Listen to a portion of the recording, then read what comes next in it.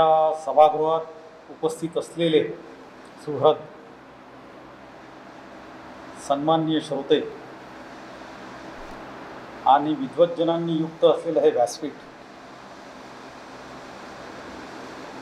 या परिसंवादाचं बीज भाषण ज्यांनी केलं ते विराज पाचपोर. त्यांनी दोन्ही संस्कृतीमधला भेद जो आहे, पाश्चात्य आणि आपल्या, ते सोहद उदाहरणांसह आपल्याला स्पष्ट करण्याचा अतिशय चांगला प्रयत्न केला. त्यानंतर काणे सरांनी साधारणतः सभ्यतेचा प्रवाह कशा दिशेने वाहत असला पाहिजे याचं विवेचन त्यांच्या भाषणातून केलं. आमचे सन्मित्र दोन्ही श्रीपाद कोठे आणि राजा नाईकवाडे, श्रीपाद कोठे यांनी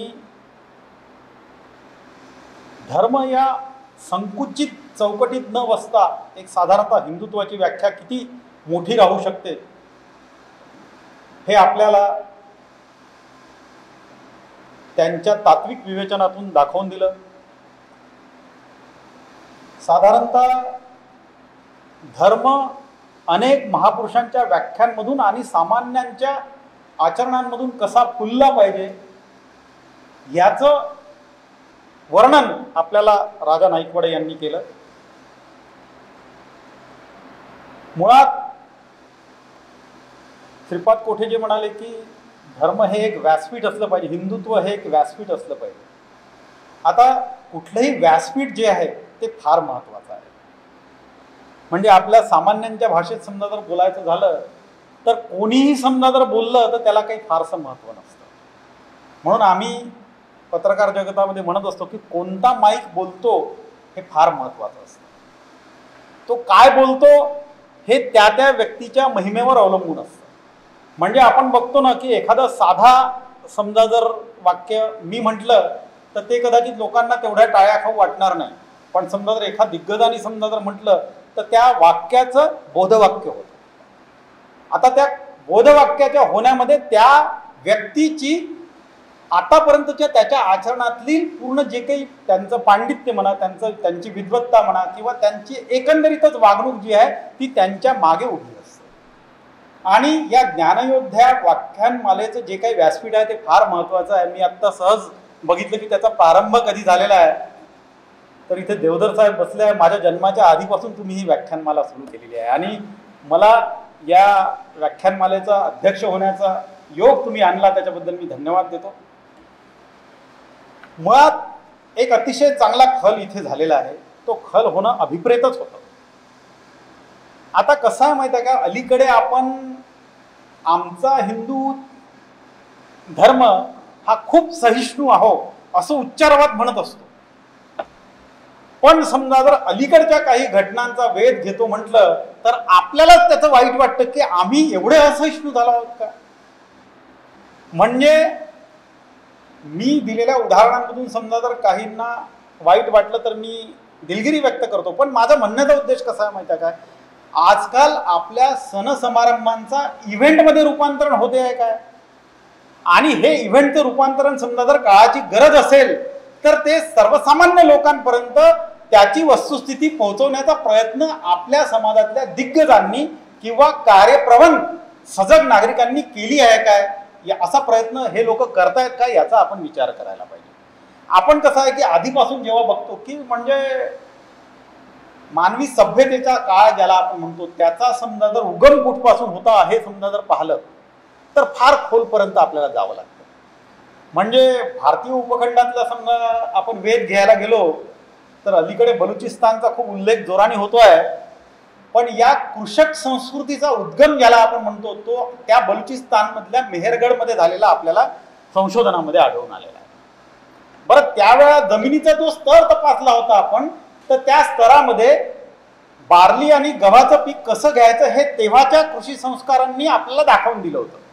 म्हणजे हा साधारणतः इसवी सन पूर्व 7000 काळ असावा.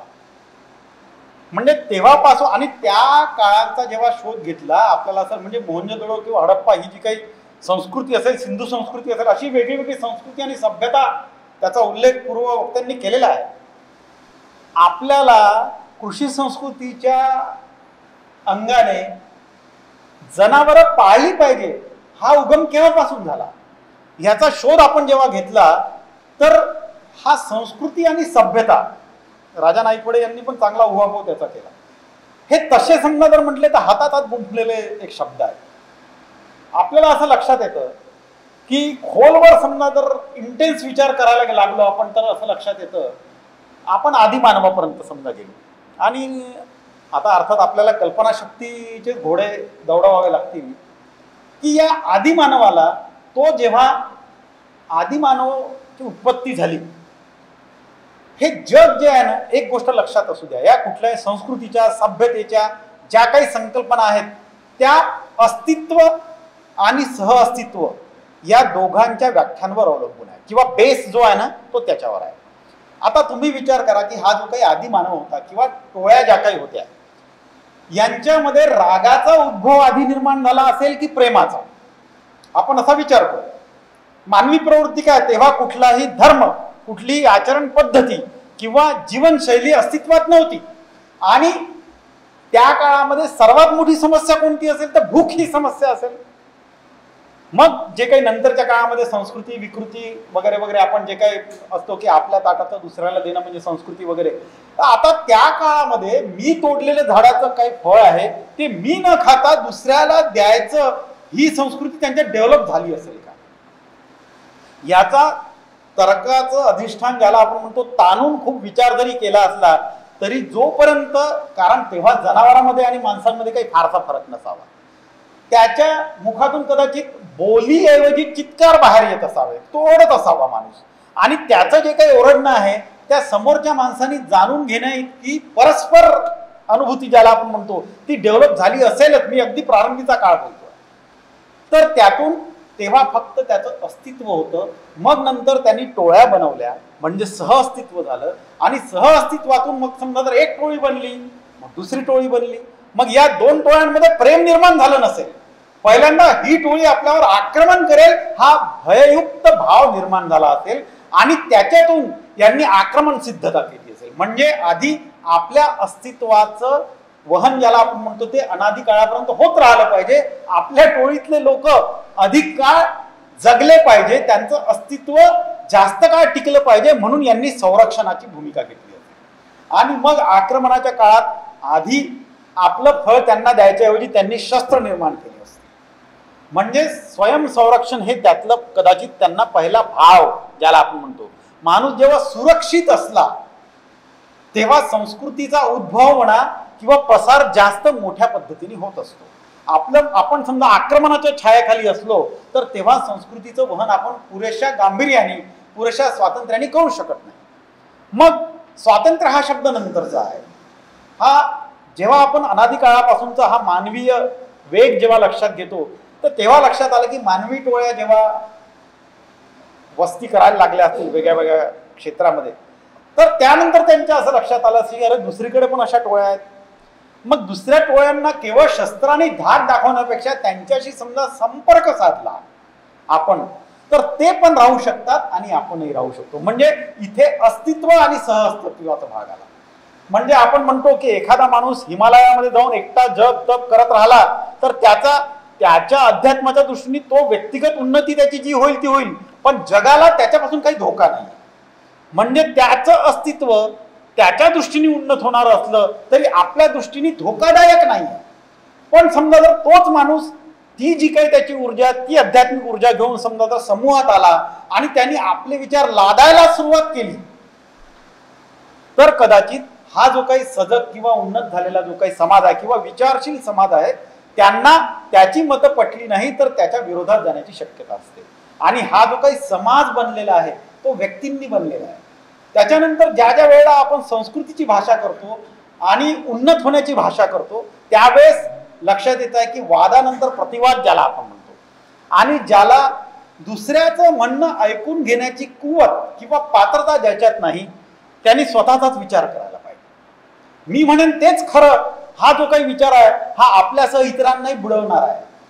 तू म्हणशील तेही खरं आणि मी जे काही म्हणतो तेही खरं. मग यातून समजा जर आपल्या म्हणजे आपल्या संस्कृतीचा सर्वात मोठा पाया कोणता आहे? या व्याख्यानमालेचा जो काही विषय आहे तो त्याचं सार मला याच्यात वाटतं की आपल्या संस्कृतीचा, हिंदू संस्कृतीचा सगळ्यात मोठा बेस असा आहे की आम्हाला विरोध करणाऱ्यांनाही नाकारत नाही.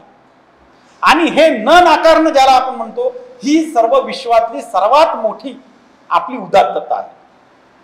आनो भद्रावाला जे ऋग्वेदातलं वाक्य आहे ते तुम्हाला माहिती आहे की विश्वातले सर्व उदात्त विचार आमच्याकडे येऊ द्या.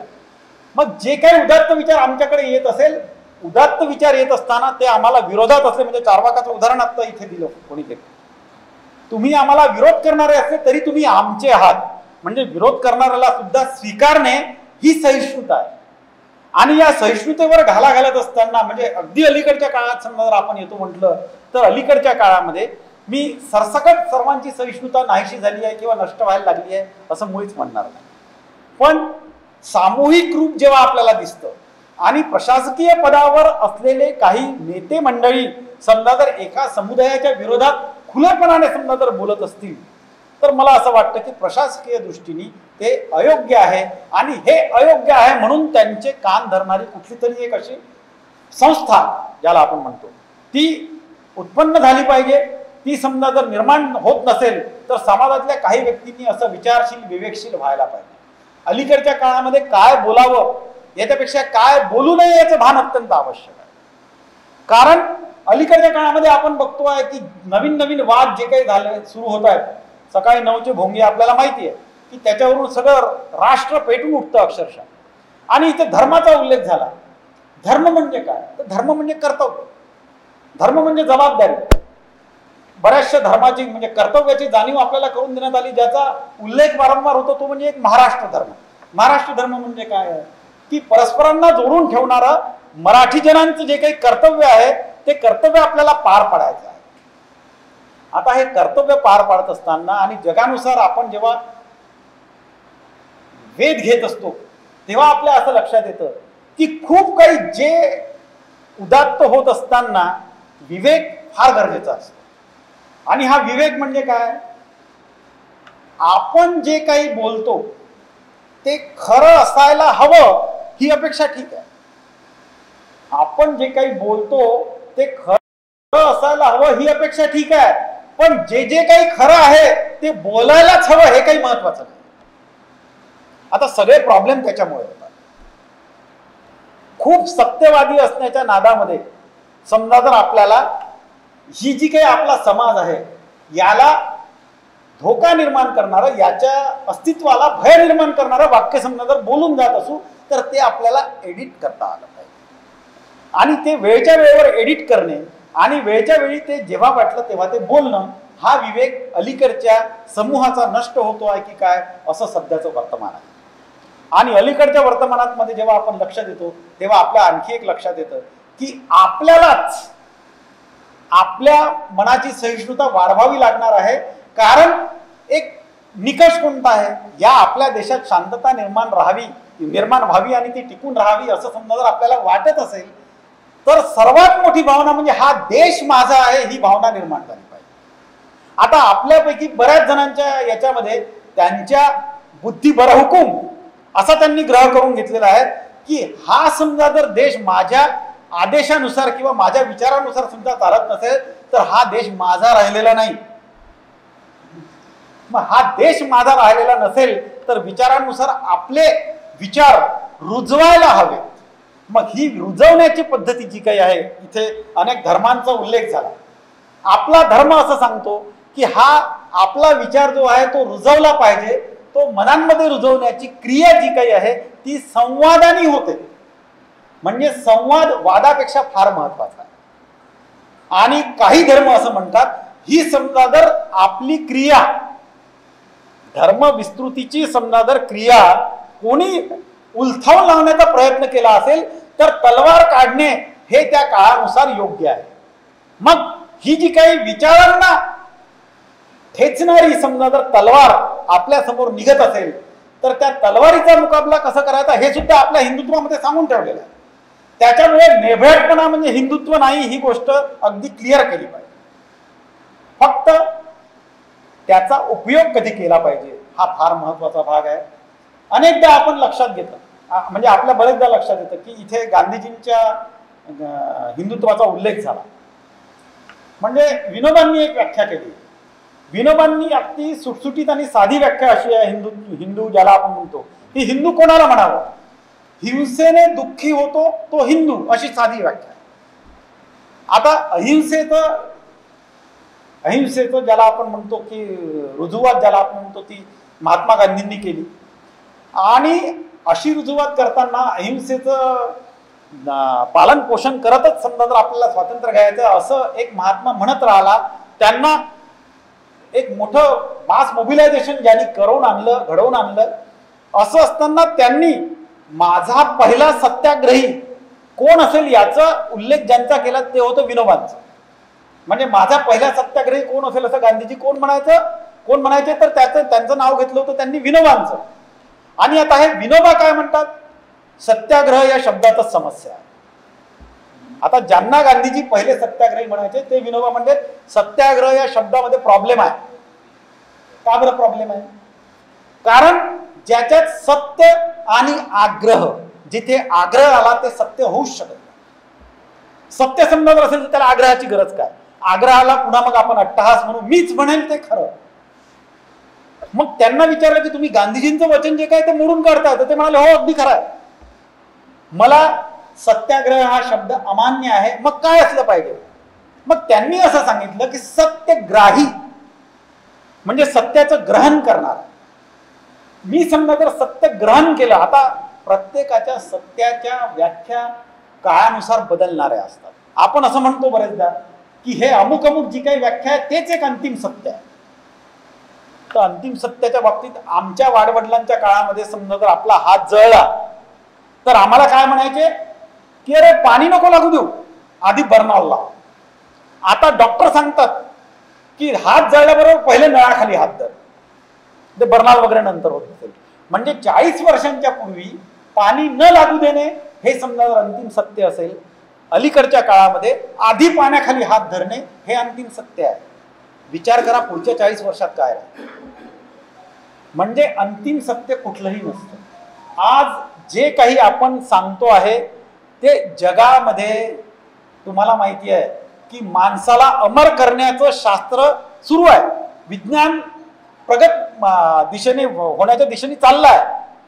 असं असताना आज आपण समजा जर म्हणतोय की काय पृथ्वी कशा भोवती फिरते, सूर्याच्या भोवती कोण फिरतं, आपण कोणाभोवती फिरतो, ही जी काही भिरभिर आहे सगळी, खगोलशास्त्र असेल, हवामानशास्त्र असेल, किंवा एकूणच आपल्या विज्ञानाचा किंवा शास्त्राचा वेग लक्षात घेता कालचं जे काही अंतिम सत्य होतं ते आज गळून पडते आहे. म्हणून उद्याच्या अंतिम सत्याच्या दिशेने आपण निघालो आहे. असं असताना आज मारण्याची नव्हे तर जगण्याची जी काही जीवनशैली आहे ती म्हणजे धर्म. कारण मी जगलो पाहिजे, माझ्यासोबत इतर लोक सुद्धा जगले पाहिजे. आता हे समजा जर सर्वजण जगले पाहिजे अशी भावना आपल्यात असेल आणि ती समजा जर हिंदू धर्माने दिली असेल तर आपण असा एक कयास म्हणा किंवा एक निकष प्रस्थापित करू शकतो की मी ज्या काही धर्मात आहो तो धर्म योग्य आहे. पण मग आपल्या धर्माची कठोर अगदी तर्ककठोर चिकित्सा पण आपणच केली पाहिजे. मग असं असताना समजा जर अस्पृश्यतावाद आपल्या धर्माने समजा काही काळापर्यंत पोचला असेल तर तो चुकीचा होता हे आपण मान्य करायला पाहिजे. म्हणजे गांधीजी म्हणायचे की अस्पृश्यता समजा जर परमेश्वराने जरा मला सांगितली हे खरं आहे असं सांगितलं तर तो मी परमेश्वर नाकारेल. असं असतानाही या अस्पृश्यतेच्या निर्मूलनासाठी प्रयत्न करणाऱ्या अनेक महापुरुषांच्या नावांपुढे आपण फुली मारत चाललेलो आहे. अलीकडच्या काळामध्ये तर्ककठोर होत असतानाच आपण सोयीच्या धारणा जोपासतो आहोत की नाही याचाही आपण विचार सजग आणि सुबुद्ध नागरिकांनी केला पाहिजे. खूप तर्ककठोर समजा जर होता आहो किंवा बनणार आहो आपण असं जेव्हा आपण म्हणतो तर त्यावेळेस सर्व धर्मीयांनी समान व्यासपीठ स्थापन केलं पाहिजे का? म्हणजे शिकागोच्या भाषणामध्ये विवेकानंदांनी म्हटलं होतं की सर्व धर्मातले जे काही जिवंत तत्व आहेत ते एकत्र घेऊन समान धर्मी असा एक नवीन धर्म स्थापन केला पाहिजे. तो धर्म कुठला असेल तर तो सर्वांना मान देणारा, सन्मान देणारा, सर्वांच्या भावनांची जपणूक करणारा असेल. आज आपण असं लक्षात येत आहे आपल्याला की या देशामध्ये विशेषतः हिंदू धर्मीयांची जबाबदारी मोठी याच्यासाठी आहे की कारण हा धर्म किंवा हा देश ही संस्कृती आपली आहे ही ज्यांना वाटतं त्यांची त्या मोठ्या संख्येने राहणारे नागरिक जे आहेत ते हिंदू आहेत. आता तुम्ही लक्षात घ्या की इथे श्रीपाद कोठेंनी मला वाटतं तो उल्लेख केला की तुम्ही समजा जर हा अमुक करत नाही म्हणून समजा आपण त्याला धर्माच्या बाहेर काढत असू, ज्यांच्या नावानी पूजापाठ किंवा कर्मकांड चालत असतील असे अधिष्ठान समजा जर आपण सरसकट त्यांच्यावर करवत चालवत असू, मी आधी जेव्हा म्हणतो की आपण तर्ककठोर झालं पाहिजे तर धर्माच्या दृष्टीने तर्ककठोर झालं पाहिजे हे सगळं ठीक आहे, पण ते तर्ककठोर होत असताना त्याच्या मागचे नियमावली काय आहे, त्याचे निकष काय आहे हे लोकांना पटत आहेत की नाही. आणि आत्ता कोणीतरी उल्लेख केला की आपले जगद्गुरू फार वाढत चाललेले आहेत. अहो, जगद्गुरूपेक्षा अलीकडच्या काळातली ही जी काही नवीन संत जे काही आहेत ना, हे अलीकडचे संत असे आहे की यांना लवकर कोपिष्ट होतात आणि म्हणजे बोलू नये पण अलीकडे वारकऱ्यांना सुद्धा संताप येतो आणि ते मोर्चे आणि धमकावणीचा सूर आळवतात. म्हणजे ज्यांनी जगाचा विचार करावा, उदात्ततेच्या संकल्पना ज्यांच्याकडून आम्ही घ्याव्या अशी अपेक्षा असताना समजा जर खऱ्या अर्थाने वारकरी हे होत असतील तर हा चिंतेचा विषय आहे. आणि अनेक संतांचे आपल्या आपल्या टोळ्या आणि कळप निर्माण झालेले आहेत. म्हणून मला असं वाटतं की हिंदू ही समजा जर सभ्यता असेल तर त्या सभ्यतेच्या दृष्टीने सदाचार हा मंत्र आपण सतत जपत राहिलो पाहिजे. म्हणजे गौतम बुद्ध असं म्हणायचं की अर्थ काय आहे तो सांगताना समजा जर अशुद्ध भाषेत जरी एखादा माणूस बोलत असेल तर त्याच्याकडे दुर्लक्ष करा, त्याचा अर्थ काय आहे हे तुम्ही लक्षात घ्या. म्हणजे देशाटन हे पाप आहे अशी एकेकाळची आपली संस्कृती होती, पण गौतम बुद्धाचा धर्म देशाच्या बाहेर गेला आणि अनेक त्या धर्मातील सामंजस्यांनी आपल्याला जोडून ठेवलं. मला असं वाटतं की हिंदू, शीख, जैन ह्या अशा अनेक बौद्ध या अशा अनेक मतावलंबींचं एकत्रीकरण समजा जर हिंदू धर्मीयांमध्ये होत असेल आणि पुढचा काळ हिंदू धर्माकडे आशेने बघत असेल तर ज्या हिंदू धर्मामध्ये आपण जन्मलो आहोत त्या सर्वांनी आपल्यामध्ये सहिष्णुतेचा अंकुर कधीही कोमेजणार नाही याचा पण करायला. ही सहिष्णुता कदाचित आपल्यावर अत्याचार करणारी ठरू शकेल, आपल्यावर ओरखडे पाडणारी ठरू शकेल, पण तरीही जुन्या काळामध्ये समजा जर ज्यांना आपण ओरखडे पोहोचवलेले आहेत, ज्यांच्या अंगावर आपण ओरखडे दिलेले आहेत, पुढच्या काळामध्ये आपण ओरखडे स्वीकारण्याची तयारी करावी, अधिकाधिक सहिष्णू व्हावं. यातच आपल्या जीवनशैलीच्या, सभ्यतेचा, सदाचाराचा मंत्र दडलेला आहे. तेच आपल्या यशाचा मूलमंत्र आहे. म्हणून पुढच्या काळामध्ये अधिक सहिष्णू व्हा असा एक सांगावा या निमित्ताने या व्याख्यानमालेतून मी करतो. मला इथं बोलवल्याबद्दल धन्यवाद देतो आणि थांबतो. Thank you very much. मध्ये जून महिन्यामधला विषय मी सांगतो. 14 जून सेकंड सॅटरडे. विषय आहे 50 अधिक 20 अधिक 10 आणि सुनील कोळेकर की नोट सादर करतील. तरी आपण सर्वांनी नेहमीप्रमाणे त्या कार्यक्रमाला अवश्य यावं. आजचा कार्यक्रम संपला. धन्यवाद.